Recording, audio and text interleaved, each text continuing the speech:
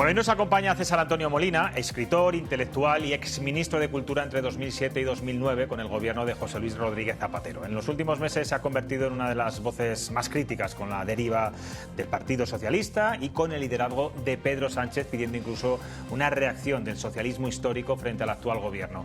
Ha llegado a decir de Zapatero que en el Consejo de Ministros le consideraban que era bastante incapaz. Entendemos, ahora le preguntaremos, que desde un punto de vista pues intelectual y político, algo parecido, por cierto, a lo que también ha aseverado Felipe González hace unos días. Ambos no se creen que pueda elaborar una trama de corrupción tan compleja como la que estamos conociendo estas últimas semanas. Señor Molina, muy buenas noches. ¿Qué tal? Buenas noches. ¿Usted no se imaginaba que el señor Zapatero pudiera llevar a cabo una trama tan compleja y de esta envergadura? Días después, ahora con todo lo que ya vamos conociendo, ¿se lo cree más? Bueno, sí. No queda otra. Es que fe se puede tener, pero no hasta tales extremos, ¿no? Yo no pero digo por esa incapacidad. Conociendo a las personas, pues uno se puede imaginar si son capaces de hacer una cosa o hacer otra.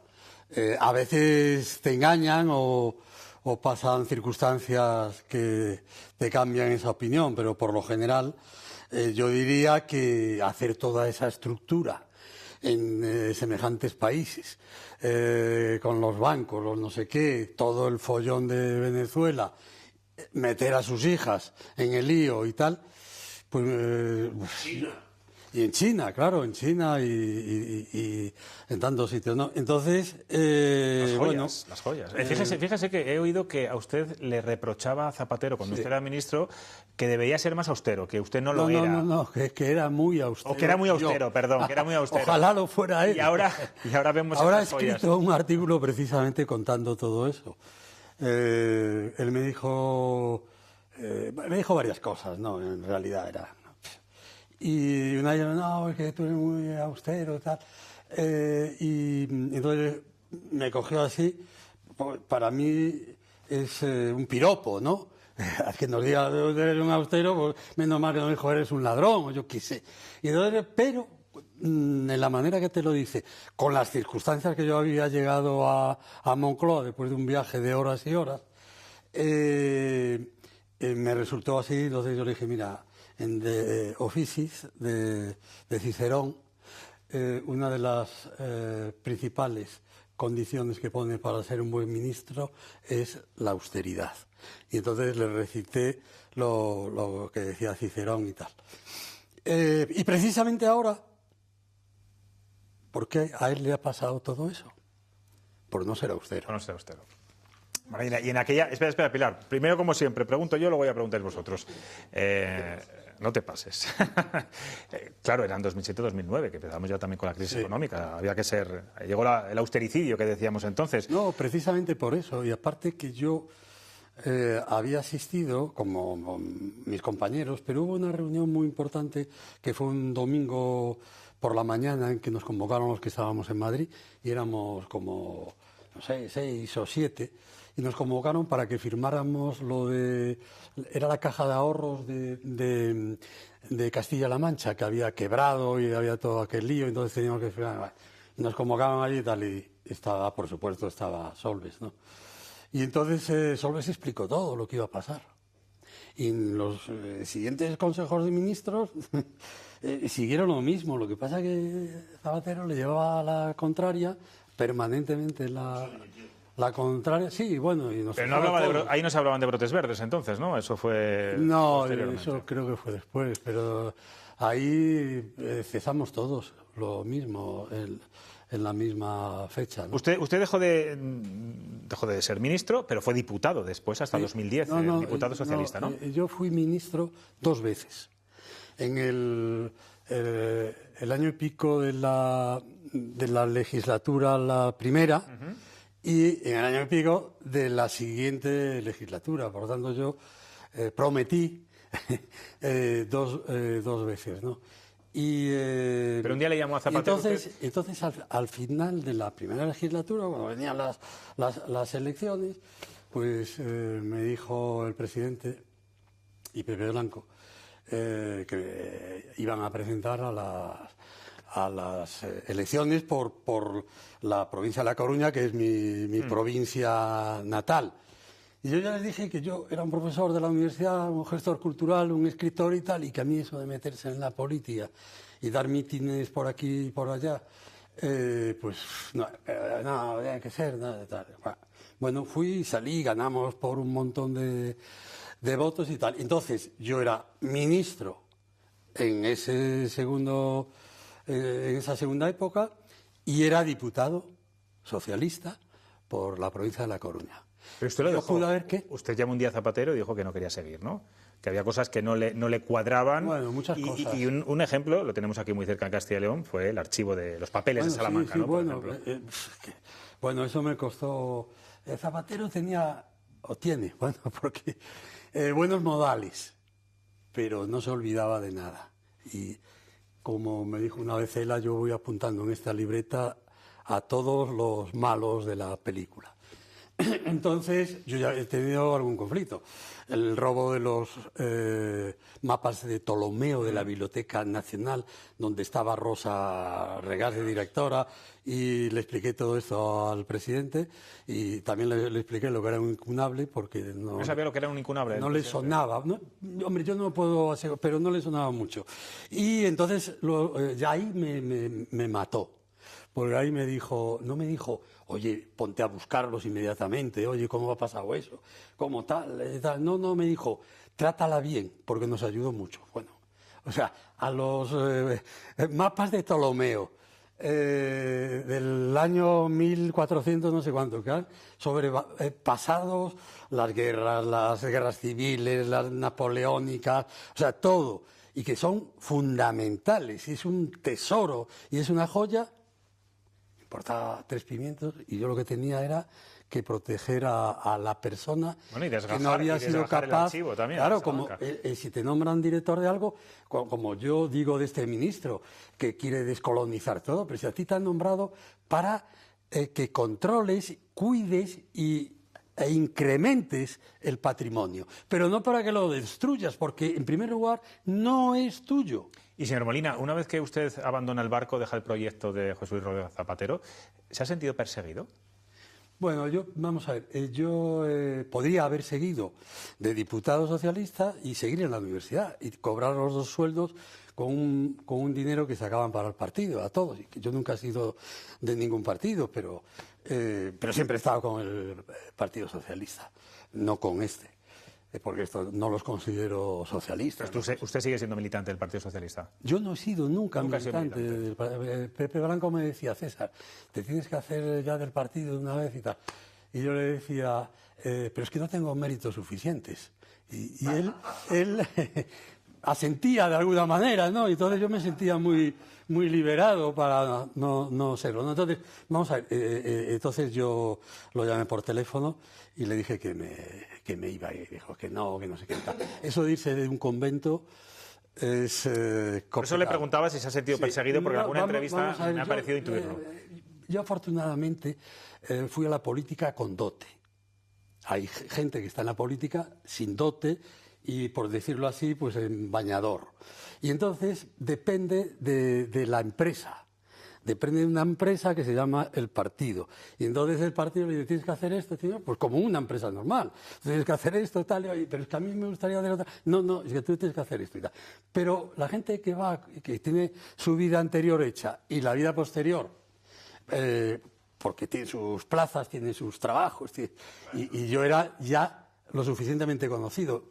Creo, y esto no es una egolatría de esta, pero en mi mundo era infinitamente más conocido. ¿O no es así, Fernando? En nuestro mundo éramos conocidos. Tengo que decir que sí. ¿Por qué qué? Tengo que decir que sí. Bueno, pues ya está.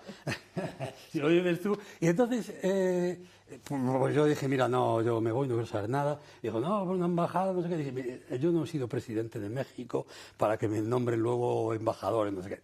El caso es que yo lo dije, me volví a la universidad y seguí mi camino, pues como siempre. Y él me dijo, bueno, pues aquí te queda un amigo. Pero yo...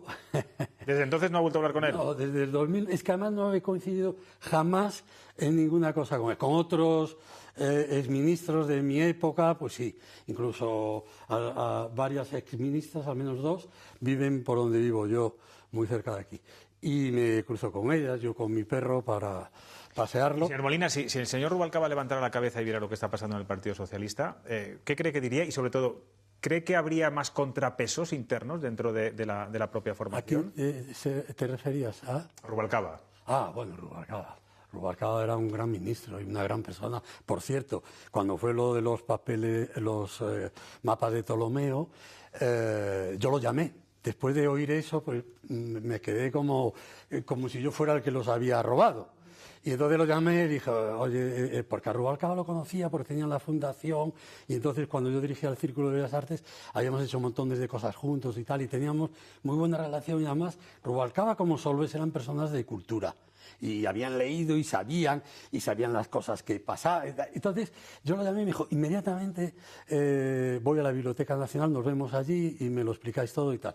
Vino a la Biblioteca Nacional, le enseñamos todo, todos los papeles, toda la historia, le conté todo eso. Y entonces desde allí mismo llamó a la policía, llamó a la... Claro, era el Ministerio del Interior. Y llamó a la Guardia Civil, pero... No solo eso, sino que hizo que llamaran al FBI, a la tal, o sea, a todos tal, porque los mapas, que debieron de robar unos 18 o algo así, aparecieron en todos los sitios, en Australia, Pero le ladrón... insisto, ¿cree que si Rubalcaba viviera, volvería... habría contrapesos dentro del Partido Socialista? Porque estamos viendo que muy pocas voces críticas hay dentro, Sí, bueno, dentro del partido y siempre son las mismas. Bueno, Rubalcaba, yo creo que hubiera sido como Felipe y Guerra.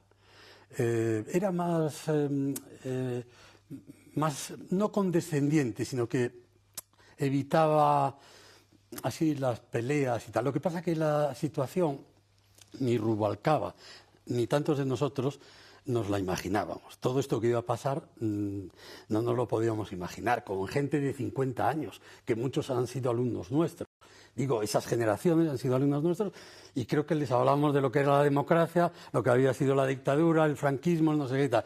Entonces, es que nosotros mismos, a mí me cuesta todos los días levantarme y ahora no sé qué. Lo mismo de Zapatero. A mí me ha... como digo yo, me ha impresionado un poco, porque yo también estuve con él, yo pasé varios años con él, no solamente en el Ministerio, dirigiendo el Instituto Cervantes, que estuve más de 4 años. Entonces me afecta, digo, pero ¿cómo? O sea, es una mancha que, de la misma manera que el propio país. El propio país tiene un presidente, mientras yo no sé si es cierto o no es cierto, lo que sea, pero... lo que va pasando ahora es, pero ¿cómo puede? Porque eso ha salido en toda la prensa y claro, el papel de España, que en nuestra época nos recibía maravillosamente en todos los sitios, éramos un ejemplo, la transición o no sé qué, tal y cual, pues eso afecta. Vale, pues haga un poco de autocrítica. ¿Qué papel tienen que jugar ante esta situación que usted describe, los intelectuales, el mundo de la cultura? ¿Hay cierta entrega al poder político? Pues tienen que dejarse romper la cara como... algunos de los que estamos aquí, o todos los que estamos aquí, porque si pasamos el final del franquismo y fuimos detenidos, fuimos en las comisarías, se nos expedientó, luego el servicio militar lo tuvimos que hacer en unas condiciones bastante complicadas y menos mal que durante ese tiempo murió Franco, entonces nos trasladaron a otros sitios y tal. Si luego estuvimos en la transición desde nuestro punto de puesto de trabajo, luchando por que la democracia, la Constitución se cumpliera, no nos volviéramos a pegar en la vida. Mi familia era republicana, la mitad de mi familia murió en París y mi abuelo estuvo en la cárcel y yo podría ser uno de los que reclamase. Usted, reclamo esto, tal, pero nunca se me ocurrió porque yo fui educado a decir, es que no puede volver a pasar esto, es que no nos podemos volver a matar. Y ya hemos visto en 40 años lo que ha hecho un país unido. En 40 años lo que hemos hecho. Y de repente vienen unas personas que supuestamente deberían seguir el camino por el cual se luchó antes e ir avanzando. No, pues vienen aquí a cambiarlo todo, a revolucionarlo todo y a decirnos que nosotros, todos los aquí presentes, somos fascistas. Que ya Sí, es sí. el colmo. Tenía un fascista aquí al lado, a su izquierda. Fernando Jauregui. Precisamente, eso es lo que se me acusa. Que tiene ganas también No, de yo hacer voy a alguna pregunta. volver a la pregunta inicial que ha hecho José Luis. ¿Es Zapatero un hombre intelectualmente capaz de organizar las tramas que yo he visto? Pues yo he estado en Panamá ahora recientemente, he visto cómo era la trama Zapatero en Panamá, hemos seguido un poco en Venezuela, hemos seguido un poco en la República Dominicana, en China. Pilar no se acuerda, seguro, pero la primera vez que fuimos a ver a Zapatero, cuando acababa de ganar las primarias, frente a Bono, le preguntamos, oye, ¿y tú cómo es vuestra política de comunicación? Y entonces Zapatero nos miró a los dos y nos dijo, nosotros no tenemos de eso porque somos gente honrada. Ahí es donde Pilar y yo nos convencimos de que ese señor no iba muy allá, pero yo he viajado con él y desde luego no podía hablar con nadie porque no sabía hablar con nadie, no tenía, pero no solamente por idiomas, es que no tenía tampoco tema de conversación, y así todo, hasta que le enseñó, menos mal Jordi Sevilla en 2 tardes le enseñó la economía. Pero, Sí, lo pagó, ¿eh? pero la pregunta es... Lo pagó bien. Lo pagó bien, sí. Sí. Sí. Pero bueno, la pregunta es, ¿de verdad, Zapatero, que yo creo que no hay causa penal en lo suyo, aunque es muy feo, ética y estéticamente es muy feo, pero yo creo que no hay causa penal? Pero ¿verdad Zapatero es capaz de hilar tan fino como porque esto es una trama muy bien hilada, ¿eh? Sí. Muy bien hilada. Bueno, yo de Zapatero, de todas estas cosas que ha hecho o ha dejado, hay una cosa para mí que es terrorífica, que no haya condenado nunca el régimen de Maduro y el bolivariano de Venezuela. Habiendo gente en las cárceles, gente desaparecida, y que y a quienes ganaron las elecciones perseguidos, que no pueden regresar porque los detienen. Todas estas cosas me parecen tremendas y que últimamente se les estuvieran, ya siempre, ¿no? Pero también, ¿es Venezuela una dictadura? Y él decía, no, porque allí vota la gente, claro, vota, pero luego es como aquí, votamos, sí, pero luego el Parlamento no se le consulta, el Senado... Pero el que gana no sale.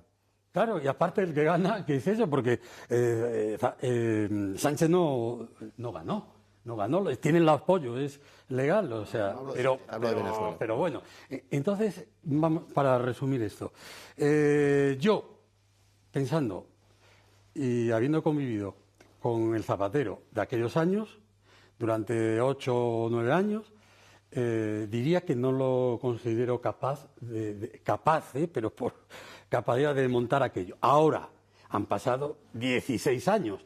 La gente cambia, a lo mejor la cuestión económica que en la familia, o yo qué sé. Señor Molina, también es verdad que estas cosas no se hacen uno solo, ¿eh? Hay socios, hay juguitos, claro. hay amigos, hay gente en muchos sitios que te pueden asesorar para que lo hagas. Veremos a ver. Graciano. A ver, señor Molina, en esto último yo quiero recordar ahora, porque a veces tenemos ya la gente de nuestra generación una memoria subversiva, que el presidente Sarkozy, que tampoco era para hablar mucho después de lo que ocurrió, le dijo a sus diputados en una reunión que hubo en el Elíseo, dice, mira, por ejemplo, Zapatero, que dicen que es tonto, pero gana elecciones. Y luego ya en sede parlamentaria, el señor Rajoy, antes de sustituirle, le dijo aquello de tonto solemne, o sea, que está en el diario de sesiones. La pregunta, ¿qué legado? ¿Dónde está el legado de Zapatero? Que eso es fácil, por lo tanto le voy a hacer otra. ¿Cómo dirigía el Consejo de Ministros? Ya que ya no hay secreto de Consejo de Ministros porque se canta todo. No sé cuánto dura. ¿Cuánto dura el secreto de Consejo de Ministros? No, dura ya Ha prescrito. Bueno, el Consejo de Ministros, yo nunca oí la palabra, por ejemplo, ETA, ni hablar de ETA. Porque nunca, yo en los que estuve, y creo que debí de llegar casi a los 100, nunca la oí. Lo cierto es que yo estaba, era el último de la fila, porque va por cuando los ministros, y ellos estaban delante, o sea, Rubalcaba y el presidente estaban delante y chicheaban entre ellos, pero allí nunca se hablaba había cosas de las que no se hablaba. De la cultura pasaban. hasta que se dieron cuenta que yo iba metiéndoles cosas que eran importantes. Perdón, ¿no? que le interrumpa, señor Pero Melero. sí, Usted ha dicho que Zapatero veía la cultura o la utilizaba para su uso político y que usted la quería ver como algo más de Estado. Sí. Pero eso podía pasa en contar, todos los por gobiernos. ejemplo, de los pero papeles. Eso no es solamente Zapatero, eso pasa en todos. De los papeles de Salamanca me lo resolvió muy fácilmente. Dijo que traigan los votos de los diputados de Castilla y León y que traigan los votos de los diputados de Cataluña. Y entonces los trajeron impresos, me los enseñó y me dijo, ministro, balanza. ¿algo más? O sea, ese era el criterio. Bueno, vamos a ver, yo no puedo contar el criterio de los 14... Pero no es un criterio exclusivo de Zapatero, es un criterio que han tenido casi todos los presidentes del gobierno. Casi todos. Lo de sumar votos, ¿y dónde están los catalanes? ¿Y dónde están los castellanos y leoneses? Sí, eso Hombre, era... por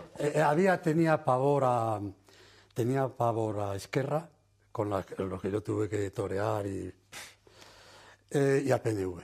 Pero en aquel momento, el PNV yo creo que siempre ha sido más toreable, porque, bueno, hablabas con ellos, pero lo de Cataluña era... Y yo lo sé, porque mi mujer es catalana... Eran agresivos, muy bien aquello, montaban follones. Pero era... Es que pasaron una serie de cosas. Yo lo tengo todo, absolutamente todo escrito, todo, porque era... Yo siempre, toda mi vida he estado escribiendo. ¿Para publicar después? Bueno, poco a poco. Pero son detalles así que a mí era como una puñalada, ¿no? Porque vamos a ver, yo le dije, vamos, presidente, pero si tú eres de Castilla-León, es tu cuna, es tu territorio. Eso, pero, Salamanca, pero ¿cómo? Salamanca es una ciudad extraordinaria. En el mundo no hay nadie así con que no sepa lo que es Salamanca. ¿Cómo se puede coger aquello, mandar a la policía, tirar los fardos allí? No sé qué. Entonces arreglamos una serie de cosas, bueno, que no viene aquí a cuento, pero para pararlo todo y para que y tal. Pero claro, a mí es que me dicen eso y yo ¿qué puedo decir? O sea, me quedo, entonces digo, oye, vamos a ver, pero la cultura no es para el Partido Socialista, o al menos yo también luché por eso, algo fundamental, algo esencial. No siempre los grandes intelectuales no han estado cerca o han sido de izquierda, o como Azaña, que digamos que era de centro izquierda, tal y cual. Entonces, pero esta era, puedo contar 100 anécdotas de estas, pero que a mí es como, no sé, si el Papa me dice, bueno, eso del Espíritu Santo tal, digo, oiga usted, pero no me diga esto porque es que yo estoy aquí precisamente por él. Pilar. Quería preguntar dos nombres. Ha mencionado Rubalcaba, que es un nombre importantísimo. Que usted ha mencionado dos nombres. Uno ha sido Rubalcaba, que ha sido un nombre clave en la historia de España, sí, no solamente en el socialismo. Y otro que quería preguntarle yo, que es Pepe Blanco, que fue importantísimo en la biografía de Zapatero. Y que cuando terminó Zapatero, pues Pepe Blanco se quedó pues muy huérfano, ¿no? Y luego está hablando de Zapatero, de su poco interés por la cultura, sus relaciones, cómo eran, pero usted le cesó de una forma muy especial. Usted estaba, claro, bueno, pues si lo puede contar. Es decir, Blanco, ¿qué es lo que provocó ese ceso concretamente? Usted estaba en un viaje oficial y le llaman que fuera urgentemente. ¿Qué es lo que de Pepe Blanco, las dos cosas? En primer lugar, Pepe Blanco, yo tuve muy buena relación con él, tengo muy buen recuerdo suyo y era secretario de los socialistas, pero también en Galicia. Sí. Y luego, lo otro, no simplemente... ese fin de semana teníamos que ir como 5 o 6 ministros acompañando al presidente a Turquía, porque era lo de la reunión de la civilización, esta historia que era... Y entonces iba a ir a Obama y entonces habíamos preparado una exposición sobre la Alhambra de Granada que iba a inaugurar. Pero luego al final no lo podía inaugurar, no sé qué. Y entonces yo le dije, mira, es que hemos organizado una gran exposición en El Cairo, porque son los 125 años del comienzo de las excavaciones en Egipto de los arqueólogos españoles. Y entonces toda la arqueología, los ingleses, los polacos, los franceses y tal, era como una especie de homenaje a sus compañeros Y la exposición era en el antiguo museo del Cairo, donde todavía sigue Tutankamón, y era todas las piezas importantes que había descubierto, no todas, pero gran parte, ¿no? Y entonces, pues teníamos ahí previsto una serie de actividades que se hicieron, que se fueron haciendo tal. Y yo, a las 2 de la madrugada, recibí una llamada de la vicepresidenta diciendo que me tenía que presentar a primera hora. Le dije, oye, mira, yo estoy, como sabe el presidente, porque se lo he explicado y él me dio su aprobación, estoy en el Cairo porque hemos preparado todo esto y estaba la mujer de Mubarak, estaba el Saji Hawass, que es el jefe de todo, el que daba los permisos para excavar, estaba el ministro de Cultura, que era el candidato a presidir la UNESCO, y estaban una serie de arqueólogos y tal, que los íbamos a condecorar por la ayuda y todo, y luego había un festival de música y tal, y a las 12 me llaman y me dice eso. Y claro, el ministro de Cultura había preparado una fiesta tremenda, y estaba Omar Sharif, al que yo ya conocía y tal, en fin. Y en la mesa esa, pues a las 4 de la mañana... Que resuma, que es muy interesante lo que está contando, pero que lo resuma, porque tenemos que irnos a No, simplemente el resumen es que un avión militar me recogió y me trajo a Madrid y... O sea, no pudo asistir a la fiesta, no pudo asistir a los fastos... Para decirme que yo era muy austero. Muy austero. Y fuera. Y fuera. O sea, todo eso un avión militar para traerme... Desde el Cairo a Madrid. Desde el Cairo a Madrid, sí. Señor Molina, usted es un referente cultural. Aquí tenemos también a alguien muy importante del mundo de la cultura en este programa, que es un gran ilustrador, casi diría yo el mejor de este país. Y después de publicidad nos va a hacer un dibujito que quiero que usted valore porque me da pie para preguntarle.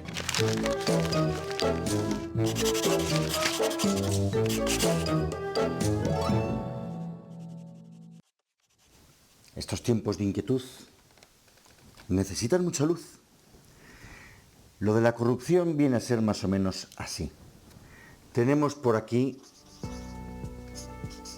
a Koldo, que por una parte está relacionado con el caso de las mascarillas durante la pandemia y por otra parte con lo de los pagos en efectivo, las famosas chistorras. Cerca de él, aquí debajo, tenemos a Aldama, que ya saben que es el conseguidor que está relacionado con el caso de los hidrocarburos. Y paralelamente aquí tenemos al Tito Berni, que también está siendo investigado. Si volvemos al caso de las mascarillas, vemos muy cerquita, porque ya sabemos que ahí estaba Ábalos, a Cerdán, con el caso de las comisiones de la obra pública, y que actuaba, al parecer, según nos contaba Ketty Garat, contra Ábalos, desvelando sus actividades porque se había intentado meter en los negocios de Zapatero. Y además Cerdán, para que no saliesen todas estas cosas, contrató, según hemos sabido, a Leire, que se ocupaba de desacreditar a los jueces y los policías que investigaban a David Sánchez, el hermano, y a Begoña, la catedrática. Bueno, pues si unimos todos los puntos,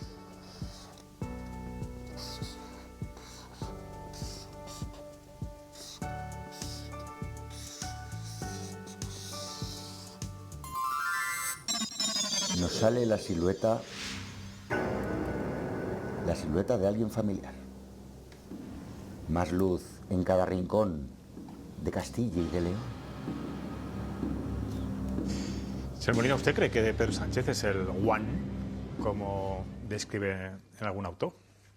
Bueno, yo creo que Pedro Sánchez y el sanchismo es el que ha creado a Zapatero. O sea, no al revés, no Zapatero, que es lo que dice Zapatero, ahora no, Zapatero no, porque además estuvo varios años castigado por haber apoyado a Susana, en fin, una serie de cosas. Bueno, pero el apoyo de Zapatero a Pedro Sánchez fue un revulsivo también para el militante y para el votante socialista. No al principio, ¿eh? No, digo cuando se incorporó ya en la última etapa. No al principio. Yo creo que para tapar a Guerra y a Felipe González y a todos los demás, Yo creo el sanchismo, que es bastante listo, ¿eh? No nos olvidemos. Ya me gustaría que algunos otros fueran tan listos. Se inventaron a Zapatero. Y entonces lo han llevado por todos los mítines, probablemente sin saber todo este follón.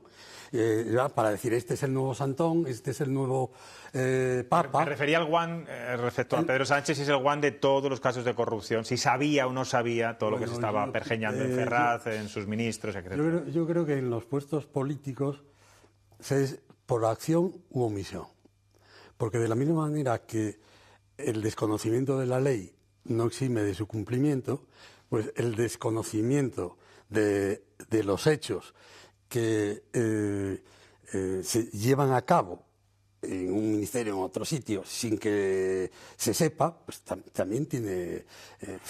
porque una de las obligaciones es saber lo que pasa. Y aparte, eran sus amigos los que lo acompañaron en las elecciones estas, con los que tenía un trato familiar, porque iba a sus casas, dormía allí, conocía a sus familias, no sé qué. Hombre, yo no sé si el 100%, pero al menos el 40%, algo, ¿no? Porque si no se sabe nada, pues es que estamos en manos de...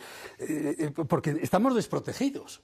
Si alguien dice, yo no conozco esto, yo no conozco lo otro, yo no conozco tal, si uno en su familia no sabe lo que hacen sus hijos y tal, pues entonces ¿a dónde vamos? Y además el ciudadano se sentirá, oye, ha pasado todo esto, tal, ¿quién nos protege a nosotros? Pues César Antonio Molina, gracias por estar aquí en Cuestión de Prioridades. Le volveré a invitar, ¿sabe cuándo? Cuando escriba ese libro, que está ya escrito casi, simplemente seguramente quede pulirlo y publicarlo y editarlo. Algo se publicará. Será muy interesante. Gracias por estar aquí en Castelló en Televisión. Nada, encantado.